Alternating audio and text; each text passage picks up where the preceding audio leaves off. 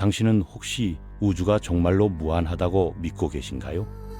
만약 그렇다면 지금 당신이 읽고 있는 이 글과 똑같은 글을 읽고 있는 또 다른 당신이 무한히 많이 존재한다는 사실을 받아들일 준비가 되어 있나요? 믿기 힘들겠지만 이것이 바로 현대 우주론이 우리에게 제시하는 충격적인 현실입니다. 우주의 경계와 모양에 대한 질문은 단순한 호기심을 넘어서 우리 존재 자체의 의미를 뒤흔드는 근본적인 문제인 거죠. 최근 천문학계를 뒤흔든 사건부터 시작해 보겠습니다. 제임스 웹 우주망원경이 발견한 것은 그야말로 기존 우주론을 뿌리째 흔드는 발견이었어요. 빅뱅 이후 단 6억 년 만에 형성된 거대한 은하 6개가 관측된 건데요. 문제는 이런 거대한 은하들이 그 시기에 존재할 수 없다는 점입니다. 현재 우리가 알고 있는 우주론 모델에 따르면 초기 우주에는 별과 행성, 그리고 우리 몸을 구성하는 물질들이 충분하지 않았어야 합니다. 그런데 어떻게 이런 거대한 은하들이 그토록 빠른 시간 내에 형성될 수 있었을까요? 이는 마치 갓 태어난 아기가 성인의 몸집을 가지고 있는 것과 같은 상황이었죠. 더욱 충격적인 것은 이 발견이 확인될 경우의 파급 효과입니다. 우리가 당연하게 받아들이던 우주의 나이 138억 년이라는 수치가 완전히 틀렸을 가능성이 제기된 거예요. 일부 연구자들은 우주의 실제 나이가 267억 년에 달할 수 있다고 주장하고 있습니다. 연구진 중 한 명인 에리카 넬슨 박사는 이렇게 말했어요. 이런 은하 중 하나라도 실제로 존재한다면 현재 우리의 우주론적 이해의 한계에 심각한 도전이 될 것입니다. 이는 단순한 학술적 논쟁이 아닙니다. 우리가 우주에 대해 알고 있다고 생각했던 모든 것을 다시 검토해야 할 수도 있다는 의미거든요. 그렇다면 이런 이상현상을 어떻게 설명할 수 있을까요? 일부 과학자들은 암흑시대라는 개념을 제시했습니다. 우주 구조의 발달을 가속화시키는 알려지지 않은 메커니즘이 존재했을 가능성을 말하는 거죠.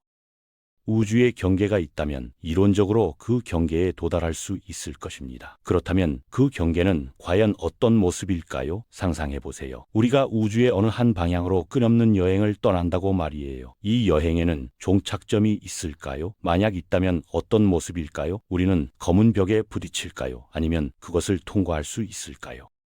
이런 질문들을 유치하다고 생각하는 분들이 있을지 모르겠지만 사실 이 문제는 수천 년 동안 인류를 괴롭혀온 근본적인 질문입니다. 과거 우주론의 상당 부분이 바로 우주의 중심과 가장자리에 초점을 맞추어 발전해왔거든요. 여기서 중요한 개념 하나를 살펴보겠습니다. 강력한 망원경으로 깊은 우주를 관측할 때 우리는 우주의 가장자리를 보는 것이 아니라 오히려 우주의 시작을 보고 있다는 점입니다. 이는 빛의 속도와 관련된 현상인데요. 옆 테이블에 앉은 사람을 볼 때도 우리는 그 사람을 3나노 전의 모습으로 보고 있어요. 베텔게우스 같은 별을 볼 때는 5,000년 전의 모습을 보는 거죠. 어쩌면 그 별은 이미 폭발했을지도 모릅니다. 중력도 마찬가지예요. 우리는 태양을 8분 20초의 모습으로 인식하고 지구는 현재 태양의 위치가 아니라 8분 20초 전 태양의 위치에 의한 중력에 끌리고 있습니다. 만약 태양이 갑자기 사라진다면 지구와 다른 행성들은 8분 20초 동안 빈 공간을 계속 공전하다가 그제서야 각각 다른 방향으로 흩어질 거예요.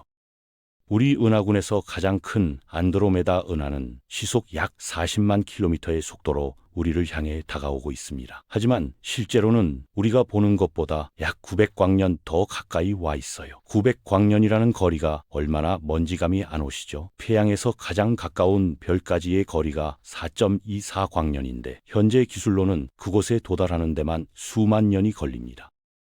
요점은 이겁니다. 우리는 어떤 것도 실시간으로 볼 수 없다는 거죠. 우리가 관측할 수 있는 가장 먼 거리는 빅뱅 이후 빛이 우리에게 도달할 시간을 가진 지점까지입니다. 그런데 여기서 흥미로운 모순이 발생해요. 가장 가까운 그런 지점은 460억 광년 이상 떨어져 있는데 우주의 나이가 불과 138억 년밖에 되지 않았다는 점을 고려하면 이게 어떻게 가능한지 의문이 들죠. 모든 것은 암흑 에너지와 우주의 급속한 팽창과 관련이 있습니다. 가장 먼 물체의 빛이 우리에게 도달하는 동안 공간 자체가 너무 많이 확장되어서 우주의 나이보다 훨씬 더 멀리까지 볼 수 있게 된 것입니다. 문제를 정면으로 해결해 보겠습니다. 사람들을 우주선에 태워 한 방향으로 보내서 우주의 가장자리에 도달하려고 시도한다면 어떻게 될까요? 컬럼비아 대학의 천문학자 데이비드 키핑 교수가 이 질문에 흥미로운 방식으로 답했습니다. 우주선이 초당 10m의 가속도로 무한히 가속할 수 있다고 상상해 보세요. 이 특정 속도를 선택한 이유는 승객들이 정상적인 지구 중력과 같은 효과를 느끼게 하기 때문입니다. 지구의 자유낙하 가속도는 초당 9.8m의 제곱이지만 계산을 쉽게 하기 위해 10으로 반올림했어요. 1시간 후에는 시속 약 13만 킬로미터에 도달하게 됩니다. 우주선은 하루 만에 달을 지나고 일주일 후에는 토성을 지나며 11일 후에는 태양계에서 가장 먼 행성인 해왕성을 지나갑니다. 15개월의 여행 후 우주선은 첫 번째 광년을 이동했을 것입니다. 이 시점에서 엄청난 속도는 이미 아인슈타인의 특수상대성 이론의 영향이 증가함에 따라 비정상적인 현상을 일으키기 시작해요. 처음에는 우주선이 무한정 가속되는 것을 막는 것이 없지만 우주선 같은 거대한 물체는 빛의 속도에 도달할 수 없습니다. 가능한 한 가까이 다가갈 수는 있지만 결코 도달하지는 못해요. 특수 상대성 이론은 우주에서 더 빨리 움직일수록 시간이 더 느리게 진행된다고 가정합니다. 따라서 우주선의 속도가 한계에 접근하면 반직관적인 현상이 발생해요. 외부 관찰자는 우주선의 속도가 감소하고 탑승한 승무원들이 마치 슬로우 모션처럼 움직이는 것을 보게 됩니다. 하지만 우주선에 있는 사람들의 관점에서는 시간이 평소와 같이 흐르고 가속도는 10세대체로 일정하게 유지됩니다. 우주선에 있는 사람들에게는 오히려 우주선 밖의 시간이 빨라진 것으로 보이죠. 1990년 10월 15일에 오마이갓이라는 이름의 우주 입자가 지구에 도달했습니다. 이 입자가 무엇인지는 불분명하지만 그 이름이 붙여진 이유는 에너지가 시속 93km로 움직이는 야구공의 에너지와 동일했기 때문이에요. 우주선이 돌아오지 않고 계속 날아가면 83억 광년 한계를 통과한 후에는 더 이상 돌아올 수 없게 됩니다. 이것은 정말 놀라운 일이에요. 물리적 경계가 없는데도 말이죠. 하지만 83억 광년 지점을 통과하면 끝입니다. 우주의 확장으로 인해 갇히게 되는 거예요. 이는 당신이 있는 우주 영역이 빛의 속도보다 빠르게 지구에서 멀어지고 있기 때문입니다. 당신이 빛의 속도보다 빠르게 움직이는 것이 아니라 그 공간 자체가 빛의 속도보다 빠르게 멀어지고 있는 거죠. 여기에는 물리 법칙 위반이 없습니다. 우리가 이야기하는 것은 공간 자체에 대한 것이지 그 안의 물체에 대한 것이 아니기 때문이에요. 이를 이해하는 쉬운 방법은 용수철 장난감을 상상하는 것입니다. 용수철을 늘리면 각 코일이 이웃에서 손가락 너비만큼만 움직이는 것을 알 수 있어요. 이는 매우 느린 속도죠. 그러나 같은 기간 동안 용수철의 반대쪽 끝에 있는 두 코일은 서로 1m 이상 떨어집니다.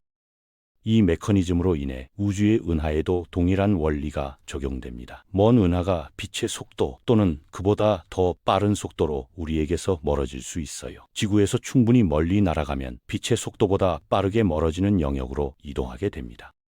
암흑 에너지와 우주의 확장으로 인해 우리의 시각적 도달 범위가 138억 광년에 국한되지 않고 한 방향으로 460억 광년으로 확장된다는 것을 기억하세요. 미래의 우주가 계속 확장됨에 따라 이 가시 영역도 확장되지만 계산에 따르면 특정 한계까지만 확장됩니다. 과학자들은 우리의 미래 시야 한계가 현재 한계를 넘어 약 33% 확장되어 약 610억 광년에 도달할 것으로 추정해요. 이것이 우리가 볼 수 있는 우주가 확장될 수 있는 최대 한계이며, 하지만 볼 수 있다는 것이 도달 가능하다는 것을 의미하지는 않습니다.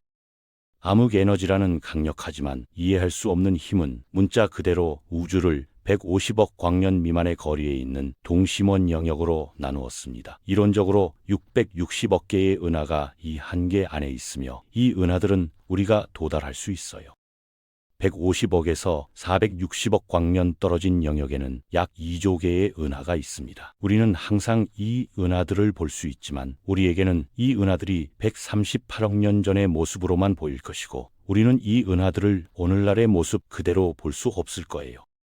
우리가 빛의 속도로 여행할 수 있다 하더라도 이 은하들은 우리의 손이 닿지 않는 곳에 있습니다. 수천억 년 동안 이 은하들을 관찰하더라도 우리는 아무런 발전도 볼 수 없을 것입니다.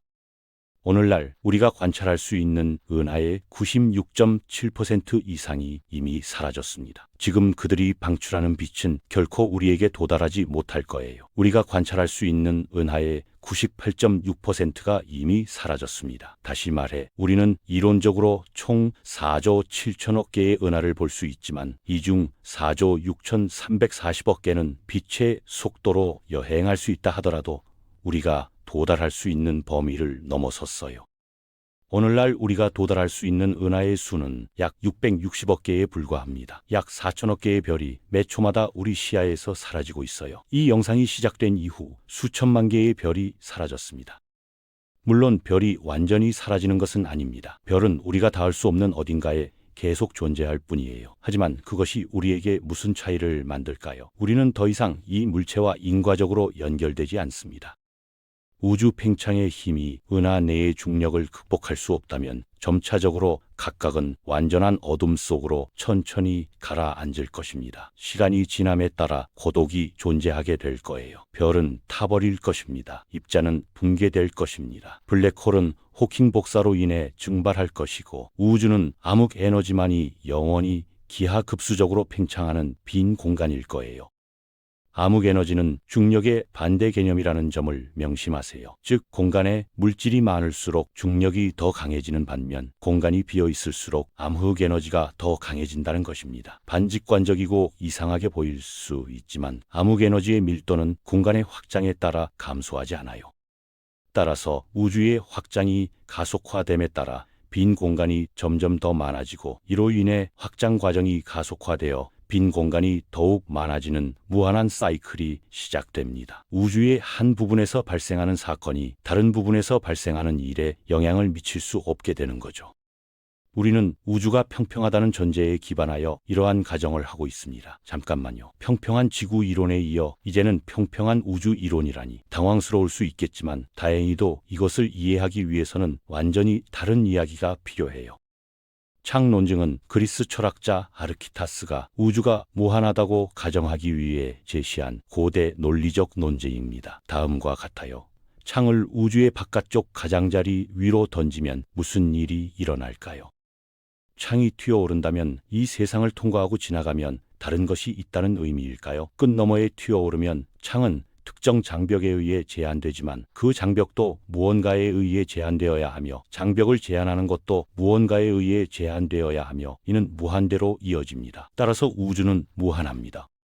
2000년 이상 가장 재능 있는 사람들이 이 수수께끼를 연구했으며 아르키타스의 수수께끼가 우주론의 역사에 큰 영향을 미쳤다고 해도 과언이 아니에요. 그러나 고대인들이 깨닫지 못한 것은 우주가 무한하면서도 가장자리를 가질 수 있다는 가능성이었습니다.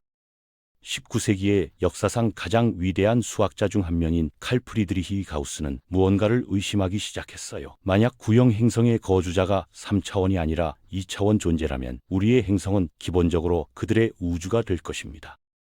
그 경우 땅의 작은 삼각형을 그리고 일반 기구로 가기합을 측정하면 정확히 180도를 얻을 수 있지만 엄청난 크기의 삼각형을 그린다면 정밀한 기구를 사용하더라도 가기합이 180도가 아니라 더 크다는 것을 알게 될 거예요. 따라서 가우스는 우리의 3차원 공간에 곡률이 있을 수 있다고 가정했습니다. 그렇다면 충분히 큰 삼각형의 가기합은 우리가 아는 180도와 눈에 띄게 달라야 합니다. 가우스는 독일의 3개의 산봉우리가 이루는 삼각형을 축지선 측정 장치를 사용하여 비밀리에 측정했고 가기합이 180도와는 다르지만 허용 오차 내에서 다르기 때문에 결과를 확정적으로 고려할 수 없었어요.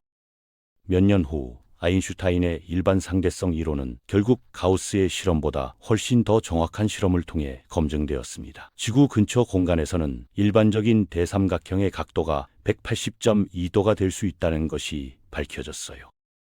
오늘날 이러한 유클리드 기하학과의 편차는 예를 들어 GPS 위성 시스템에서 고려되어야 하므로 이러한 곡률을 전체 우주의 규모에서 감지할 수 있는지 여부에 대한 질문이 있습니다. 이는 우리에게 우주의 모양에 대한 아이디어를 제공할 수 있어요. 내부에서 보이는 것이 아닌 실제 모양이며 우주의 폐쇄성을 나타낼 수 있는 것은 곡률입니다. 우주가 모든 방향으로 무한대로 닫혀 있을 수 있는 방법을 이해하는 것은 어려울 수 있지만 지구에 가장 가까운 비율을 취하면 모든 것이 더 명확해져요. 지구 표면으로 다시 이동하기 시작하면 조만간 같은 위치로 돌아갈 것입니다. 무슨 일이 일어나는지 보세요. 지구 표면에는 가장자리가 없지만 무한하지 않다는 것을 깨닫습니다. 따라서 우주는 3차원 규모에서 유사할 수 있어요. 우주의 전체 공간이 이와 같이 닫힌 표면으로 꼬여 있다고 상상해 보세요. 상상할 수 없나요? 걱정하지 마세요. 실제로 아무도 상상할 수 없으므로 수학과 모호한 아이디어에 만족해야 합니다. 과학자들은 이미 이 문제에 대해 많은 연구를 수행했어요. 그들은 이론적으로 우주의 위상과 같은 18가지 가능한 형태를 발견했으며 그 중에는 방향이 있고 방향이 없는 것들이 있습니다. 메비우스 띠는 직사각형 종이 스트립으로 만들 수 있어요. 한번 꼬아서 양쪽 끝을 붙이면 됩니다. 이제 메비우스 띠에서 점 A를 잡고 수직인 법선을 그린 다음 시계 반대 방향으로 법선 주위에 작은 원을 그립니다. 메비우스 띠를 따라 원을 그리며 점이 띠 전체를 돌아 초기 위치로 돌아오면 법선의 방향이 반전되고 원의 방향이 반대가 됩니다. 기하학에서 이러한 궤적을 방향 역전 경로라고 하며 이를 갖는 표면을 비가향성 또는 일방성 표면이라고 해요. 따라서 우리 우주가 비가향성이라고 가정하면 물리학적으로 다음과 같은 의미가 됩니다. 지구에서 방향을 반대로 하는 닫힌 루프를 따라 비행하면 확실히 집으로 돌아가겠지만 지구의 거울 사본에 있는 자신을 발견하게 될 거예요. 우리는 우리 자신에게는 어떤 변화도 눈치채지 못할 것이지만 우리와 관련하여 나머지 지구 거주자는 심장이 오른쪽에 있을 것입니다. 모든 시계는 시계 반대 방향으로 작동하고 텍스트는 거울 이미지로 나타날 거예요. 우리가 그런 세계에 살고 있을 가능성은 낮습니다. 우주론자들은 우리 우주가 비가향성이라면 물질과 반물질이 상호작용하는 경계의 영역에서 에너지가 방출될 것이라고 믿지만 이와 같은 것은 관찰된 적이 없어요. 과학자들은 우주의 곡률을 먼 거리에서 측정하고 왜곡을 발견하지 못했습니다. 즉 우주는 실제로 거대한 물체 근처에서 국부적으로 휘어져 있지만 대규모로 전체적으로 측정하면 측정 오차 내에서 평평하며 이는 무한대를 가리키며 믿을 수 없을 정도로 놀라운 결론으로 이어져요. 이론 물리학자 맥스 태그마크는 그의 저서 수학적 우주에서 관찰 가능한 모든 입자 조합의 수는 약 10의 10의 118승이라고 썼습니다. 이것은 상상할 수 없을 정도로 엄청난 숫자이지만 우주가 무한하다면 지구에서 어느 방향으로든 직선을 그으면 관찰 가능한 우주의 지름의 10의 10의 118승 후에 그 선이 정확히 동일한 지구와 만나게 됩니다. 당신의 사본은 지금 당신이 하고 있는 것과 똑같은 일을 하고 생각하고 있어요. 모든 게 좀 미친 짓처럼 보이지만 그런 상태를 금지하는 물리 법칙은 하나도 없습니다. 사실 우주가 정말 무한하다면 끔찍한 철학적 결과를 초래해요. 맥스 태그마크의 이 정신실험은 우주가 무한하다는 가정에서 직접 도출되는 믿을 수 없는 결론에 비하면 공원에서 산책하는 것과 같습니다. 요점은 완전히 텅 빈 무한한 우주조차도 텅 빈 것처럼 보일 뿐이라는 거예요. 두 가지 질문을 스스로에게 해보세요. 첫 번째는 무한한 시간이 있다면 어떻게 될까요? 두 번째는 무한한 공간이 있다면 어떻게 될까요? 이 두 질문에 대한 답은 말 그대로 모든 것입니다. 텅 빈 우주는 결코 완전히 텅 비어 있지 않아요. 입자가 없더라도 여전히 양자장이 존재하기 때문입니다. 양자장은 절대 완전히 조용하지 않습니다. 양자장은 일정한 값을 유지하지 않으며 공간의 어느 위치에서든 값은 항상 약간 떨려요. 과학 용어로 이 떨림을 양자 요동이라고 하며 그것은 하이젠베르크의 유명한 불확정성 원리의 결과에 불과합니다. 이것은 환상이 아닙니다. 이것은 현대 양자 물리학이에요. 우리가 때때로 충분히 오랫동안 기다릴 수 있는 능력이 있다면 우리는 끊임없이 확장되는 우주의 예측할 수 없는 요동으로 인해 정말 이상한 일을 목격할 것입니다. 시간과 공간이 너무 광대해져서 극히 일어날 법하지 않은 사건이 100% 확률로 발생할 수 있고 발생할 거예요.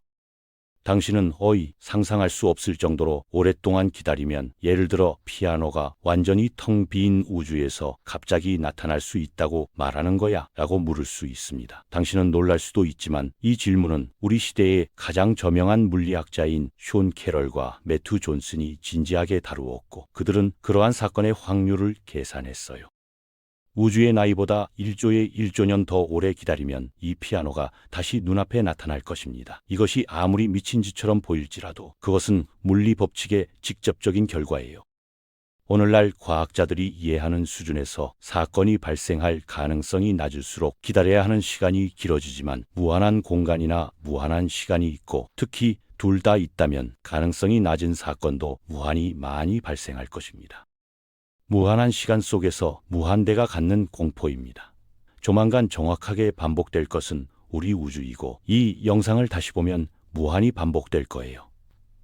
많은 사람들이 이에 대해 기뻐하지 않을 것이고, 많은 사람들이 그 모든 끔찍한 무한대 없이 우주가 닫혀 있기를 바랄 것입니다. 하지만 여기에는 두 가지가 있어요. 첫째, 우주는 여전히 닫혀 있지만 단순히 매우 큰 규모로 휘어져 있을 수 있으며, 우리는 가우스와 같은 적절한 측정 기구가 없을 수 있으므로 우리의 측정에 따르면 우주는 90.75%의 정확도로 평평합니다. 즉, 우주가 평평하지 않다면 관측 가능한 우주의 크기보다 최소 400배의 지름이 37조 2천억 광년이어야 해요. 둘째, 우주는 닫혀있기 위해 곡선일 필요가 없습니다. 예를 들어 원통의 표면을 보면 평행선이 그려져 있기 때문에 기하학적으로 평평해요. 우주에도 동일하게 적용될 수 있습니다. 완벽하게 평평하지만 동시에 여전히 닫혀 있을 수 있어요. 예를 들어 4차원 토러스 형태의 우주에서는 공간이 평평해 보이지만 직선을 따라 움직이면 조만간 원래 위치로 돌아갑니다. 결국 모든 것은 우리 우주의 모양으로 귀결됩니다. 4차원 존재만이 볼 수 있는 모양이며, 여기서 우리는 많은 사람들에게 놀라운 결론에 도달해요. 결론적으로 우리는 영상의 맨 처음에 우주의 가장자리에 대해 말했던 것을 마침내 설명할 것입니다. 항상 우리 눈앞에 있어요. 더 자세히 말하자면 이 가장자리는 우리 눈앞에 있을 뿐만 아니라 어디에나 있습니다. 우리는 4차원 공간에 대해 이야기하고 있어요. 기존의 2차원 세계를 상상해 보세요. 모든 방향으로 무한할 수 있습니다. 구형이든 닫힌 토로이드형이든 원하는 대로 상상하고 자체적인 2차원 물질을 포함하고 있다고 상상해 보세요. 심지어 이상한 2차원 존재가 살고 있을 수도 있어요. 그들이 우리 시력과 비슷하다고 상상한다면 세상은 그들에게 매우 황량해 보일 것입니다. 이제 이 2차원 우주가 우리의 3차원 우주에 있다고 상상해 봅시다. 우리가 얻는 것은 이 세계의 전체 밑면이 우리에게 매우 자세하게 드러난다는 것입니다. 2차원 세계도 2차원 분자와 원자로 구성되어 있다고 상상해 보세요. 그래서 우리 3차원 존재는 이 2차원 세계의 모든 원자를 눈앞에 펼쳐진 것처럼 볼 수 있고 수정처럼 맑아요. 이 2차원 우주의 가장자리는 여기 있습니다. 그렇지 않습니까? 우리의 3차원 세계와 올바른 비유를 하고 4차원이 어디에 있는지 궁금해한다면 답은 놀라워요. 그것은 모든 곳에 있습니다. 절대적으로 모든 곳에 있어요. 모든 원자 주변, 모든 작은 공간 조각 주변, 우리는 문자 그대로 이 4차원으로 포화 상태이지만 우리는 거의 어떤 식으로든 그것과 상호작용할 수 없으며, 우리 우주의 가장자리는 지금까지 우리가 확신할 수 있는 유일한 것입니다.